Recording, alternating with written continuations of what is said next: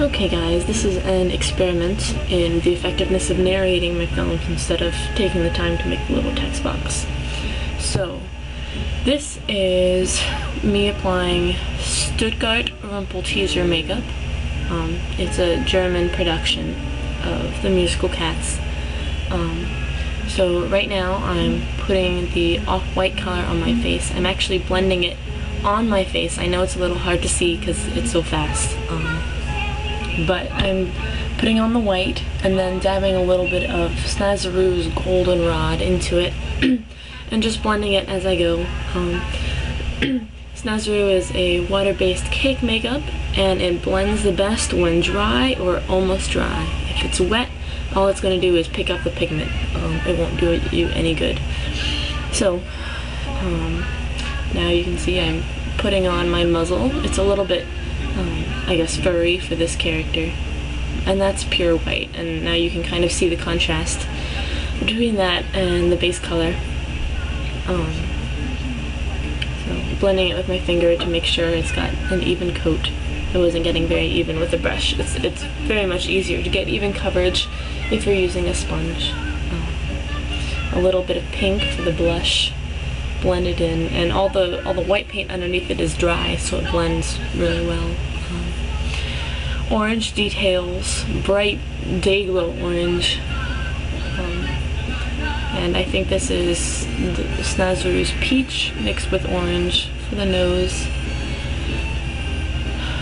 The German noses are a little bit funky. They look kind of like clown noses, which is a little weird to get used to at first, but once you're used to seeing them, they have such beautiful designs with gorgeous colors and lining, and it's really stunning.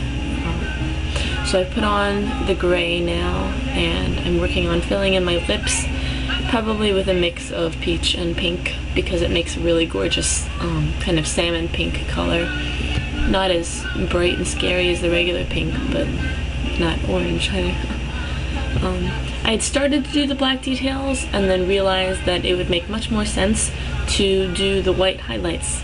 So putting the highlights around my eyes so that I don't have to worry about the white paint picking up the black if I go back and do that. The highlights kind of come around my eyebrows and in the corners of my eyes, and also for the little furry markings above and below, just to widen out my expression. White everywhere for highlights, always a good thing. And then comes the black. Here you can see I'm doing the eyebrows. It's one long controlled stroke with a bunch of more quickly done furry marks above. More controlled lines on the bottom. Same kind of quick brush stroke with more pressure at the bottom or closer to the line, and then lifting quickly and pulling up as you go through. The nose is one of the hardest parts to line, especially if you're just doing an outline for me, and the lips as well, because it takes so much control, and if you mess up, you really kind of gotta start over or fudge your way through and hope the thick line doesn't look so bad. Almost done. Correcting a couple of the white highlights that got lost with the black, and then face.